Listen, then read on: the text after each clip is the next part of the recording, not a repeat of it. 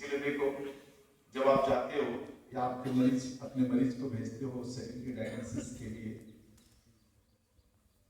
Kidney की जांच के लिए, डॉक्टर को लगता है कि किडनी खराब है तो किडनी की जांच करा के आ जाओ, रिपोर्ट में आता है सब कुछ ठीक है,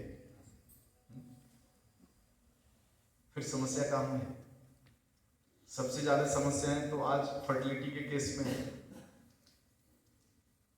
युवाओं को विवाह किए हुए 5 साल 10 साल हो जाता है, बच्चे नहीं होते। जब भी जाते हैं वो टेस्ट कराने के लिए, रिपोर्ट में आता है सब ठीक है। सब ठीक है तो बच्चा क्यों नहीं हो रहा है? तुम्हारा विज्ञान ठीक नहीं है, जो गलतियां हैं उसको तुम्हारा विज्ञान नहीं पकड़ रहा है। और ऐसी कितनी बीमारियों के साथ आपने देखा होगा कि इनके रिपोर्ट तो सही आते हैं, फिर काम क्यों नहीं होता? इसका मतलब रिपोर्ट गलत है, पूर्ण नहीं है। वो इसीलिए कि हमारे शरीर के अंदर जो ऊर्जा शरीर है, मन शरीर है, उसको गति शरीर भी कह सकते हैं। गति और ऊर्जा एक ही है, और उसी को हम मन शरीर भी कहते हैं। इसकी जांच की कोई प्रक्रिया आज तक मॉडर्न मेडिकल साइंस ने डेवलप नहीं की है।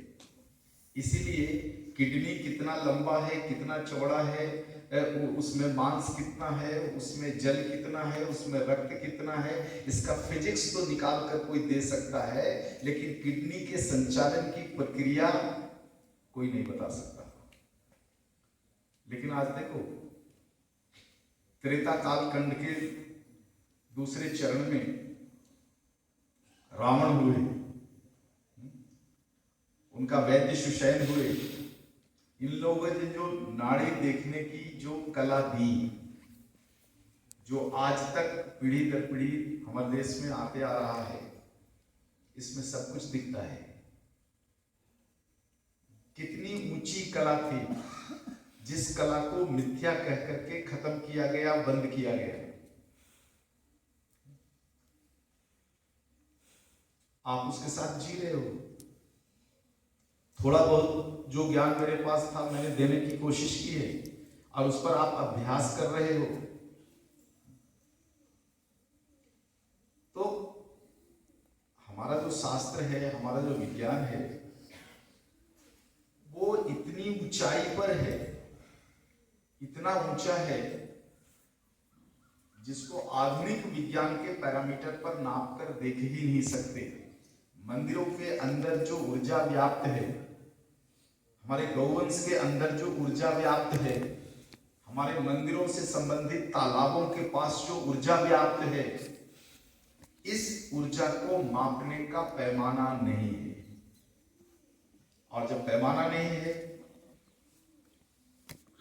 दृष्टिगोचर नहीं है, तो पूरा का पूरा आज का जो भौतिक विज्ञान है और जो फिजिक्स और केमिस्ट्री है, वो तो केवल दृष्टिगोचर को मानता है। और हमारी ये जो ऊर्जाएं हैं, ये दृष्टिगोचर नहीं है, और हम उनके चक्कर में पड़ गए हैं। हर चीज को दृष्टि में देखना चाहते हैं। कल मुकेश स्वर्णकार जी हैं, हाँ, उन्होंने देखो एक कितनी अच्छी बात निकाल करके रखी कि सभी अंगों की एक क्षमता होती है देखने की। हमारी आंखों की क्षमता है अलग, पक्षियों के आंखों की क्षमता अलग है, मछली के आंख की क्षमता अलग है। सबको क्षमता के आधार पर चीजें दिखती है। हमें वायु के कण नहीं दिखते, इसका अर्थ यह नहीं कि वायु के कण का अस्तित्व नहीं है। हमें आकाशीय कण नहीं दिखते, इसका अर्थ यह नहीं कि आकाशीय कणों का अस्तित्व नहीं है। हमारी क्षमता, और इसको देखो एक सरल उदाहरण से भी समझ सकते हो। कुत्ते के पास जिस ध्वनि नाद को श्रवण करने की क्षमता है, वो क्षमता हमारे पास नहीं है।